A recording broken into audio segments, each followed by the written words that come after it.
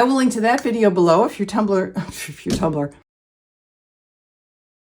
Hey everybody, Luxinda Swirl here. Welcome to my Other Obsessions channel. Today we're going to be playing with paint, specifically trying to make our own watercolor paint, which I think should be a lot of fun. If you want to see the video that gave me the idea for trying this and goes into a lot more depth about it, I will link to that below. I believe the channel name is The Frugal Crafter. She's an amazing painter and has had lots of experience with making her own watercolor paints over the years with different colorants. This is going to be based on her idea of using Chameleon mica powders to make some pans in a palette of metallic watercolor paints. So that's what we're going to try doing today. I have these wonderful Chameleon mica powders from the Alexis company. These were sent to me to test out, which I did over on the other channel, the Resin Tumbler channel. I will link to that video below if you want to see what I did with these. So we're going to use some of these today to make some watercolor paints, or at least try it, see if it works. I also have the necessary binding agent, which is gum arabic. This is not the brand that was recommended. That was Da Vinci. I couldn't find that. This is what Amazon had for me. It's Winsor & Newton, which is a very well-known name in the paint community, so I'm not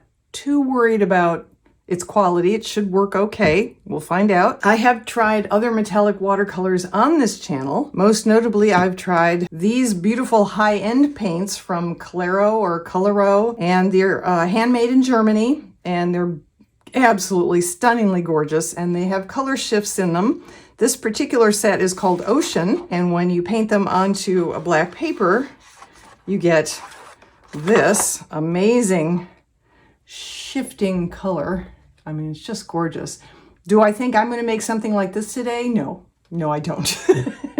Would I like to? Sure, that would be great if you could make your own. But these are pricey for a reason because they're really top-notch quality. On the other end of the spectrum, I have these from AliExpress, and I tried to use these on my other channel recently. I ended up using these okay for a tumbler over there. I will link to that video below if you're curious what I did with them over there. I also tried to use these, also from AliExpress, and I couldn't get them to work. I mean, they are such, I think, poor quality. Either the colorant in them or the binder they use, they wouldn't even work. Hopefully I'm not going to make something that's this bad. Or if my paints are at this end of the spectrum, then I hope they're this good and not really bad. So that's what we're going to do. We have our pans, we have our little palette box, which we can have our pans live in after they're dry. I have a water brush from Arteza. I've filled it with some distilled water. I have some little spoons that I use for scooping out micas. I have some stir sticks. I have some disposable pipettes because trying to get the gum arabic and maybe a couple drops of water, if necessary, into these little pans can be tricky if you don't have something like a pipette, especially when it comes to the gum arabic. I mean, this doesn't have a pour spout or anything. It's just a wide open jar. So I'm going to need the pipettes for this. I have some black paper that we can test our paints on. These are the micas we'll be using. I don't really plan on making all 16 colors. I'll make a couple on camera. I may make a few more off camera. Let's pick some. I of course want a blue. And this is Forest King. This is Ocean Amethyst. And this is Magnolia Sunset. So we will do those. And it's very simple. I mean, you're just mixing the ingredients, really. That's all it takes. These are the large pans. You can also get a half pan, but it's just that much harder to get things into a pan that's that big and stir it up and all that. So I figured the large pan would be small enough. I have such big klutzy fingers anyway. So let's see. We're just going to dive in. This is the Magnolia Sunset. There isn't a hard and fast recipe. It is not like, exactly 1.1 grams or, exactly 5 drops or anything like that. It's just mixing things together until it seems right. And admittedly, I do not have the experience to know what's going to seem right. I do have some distilled water sitting over here if I need to add a couple drops of water to make things mix up well. But I'm going to start by adding in some gum arabic. All right, so I'm going to just draw some up into my pipette, and we'll start with 5 drops. 1, 2, 3, 4, 5. And I will grab a skewer and I will stir. And this is like, mixing up it's like mixing up aquacast, which we've done on this channel. It's like mixing up pancake batter. You just sort of mix until it's a consistency you like. That seems like something you should you should be able to work with. And that is definitely not it. Put a couple more drops of the gum arabic in. 1, 2, and then a couple drops of water. 1, 2. Let's see what happens. Oops. Ideally, I'd like to not spill my beautiful micas all over the place, but I am a klutz, so that it will happen, even with the large pan. It's going to need more water yet. That's probably too much. Luckily, yep, it is. Mix in more mica.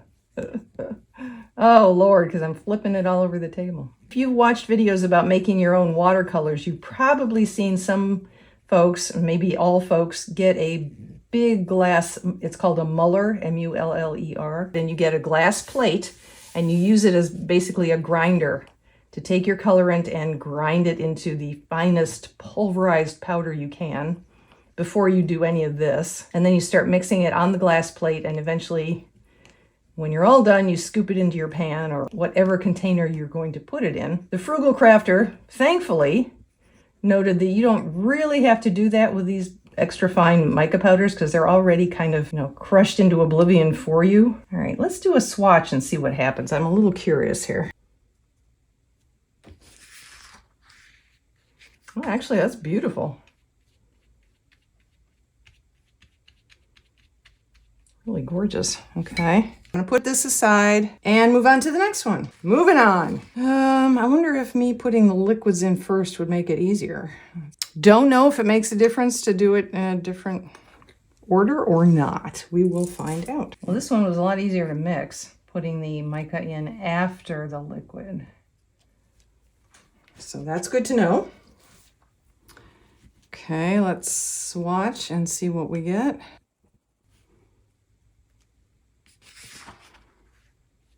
Ooh. Beautiful.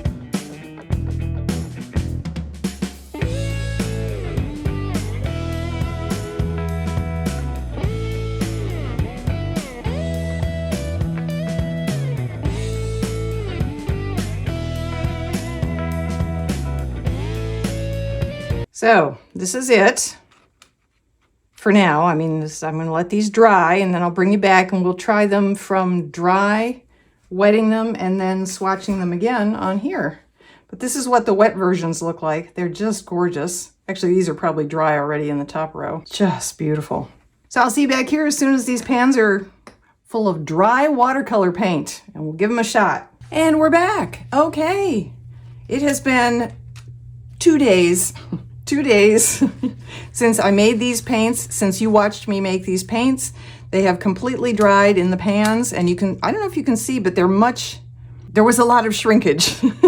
So you can obviously fill these pans up much, much fuller than I did, but I just didn't know if there was any reason to. But we're now going to re-wet these, take our water brush, and re-swatch everything. I have them in the order they are here.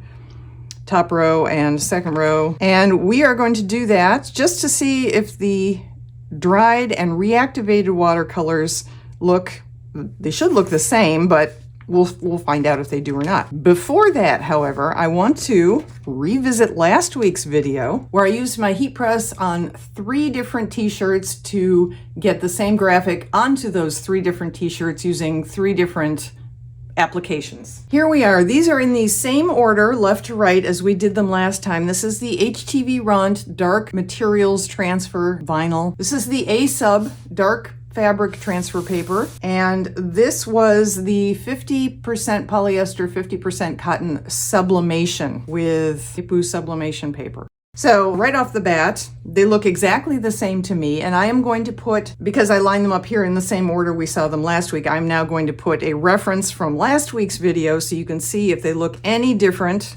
above being the originals and here being two washes and two dries later. And I washed them in cold water, delicate setting. I turned all three inside out to do that, and then I dried them on, again, a delicate setting, low heat. And then, you know, even though they were a little damp still coming out of the dryer, then I hung them up to dry the rest of the way. And I would have to say they all survived really well. This already looked faded and sort of vintagey to begin with. These two have held on to their color beautifully. I don't really see a whole lot of difference here. And they both still stretch with the fabric. Let me show you. This is the HTV Runt one. Stretches with the fabric just like before, no cracking or anything, no lifting at the edges. Same with this one. This is the A-Sub. This doesn't stretch quite as much, but it does stretch a little bit, and there's no cracking or fading or lifting at the edges or anything with either one of these. So I would have to say I'm really happy with all three methods. So back to our beautiful, beautiful paints. Let's see what happens if we reactivate these. One of these disposable pipettes, and I'm just going to add a little bit of water to each one just to get the reactivation process going so we don't have to wait too long.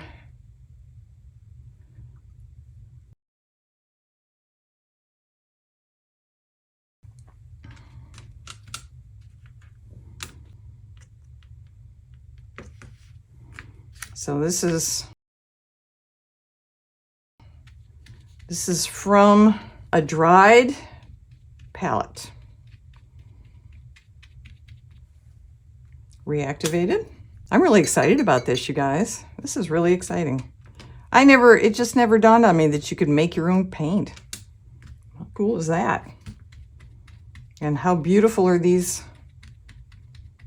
Chameleon micas?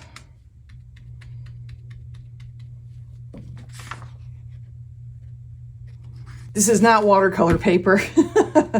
Couldn't find that real quick, so this is a mixed media paper. We'll just see how these colors look on white while we're swatching. Oh, that's interesting.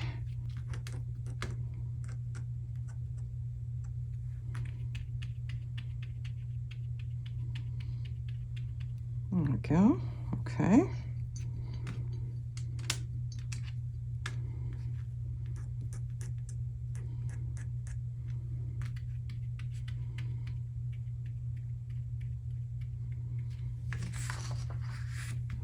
A little less opaque.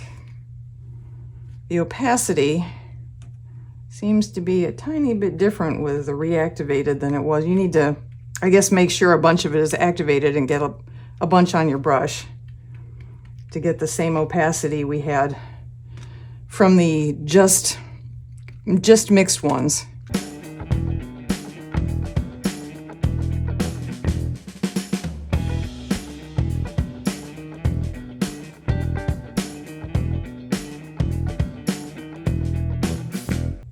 Beautiful. Look at that. You guys, we did that. We made that. Does it show up as nicely on white? No, it does not. These are definitely intended, in my opinion, to work best on black. So that would be something to keep in mind. Oh my God, these are stunning. Both when first mixed and when reactivated. Absolutely stunning. A little less so on the white. So I think that brings us to the end of our video for today. This was exciting. I've never made paint before. It's really easy, at least for watercolors. There is a fantastic video by, I'm gonna say it, Anthony Cramen, on making acrylic paint that is a whole different process. There's a reason there aren't as many videos about it, and he shows you why. It's a little trickier, but watercolor paint using gum arabic and some micas, really, really easy. So thank you so much for joining me for this video. Stay safe, everyone. I will see you next time.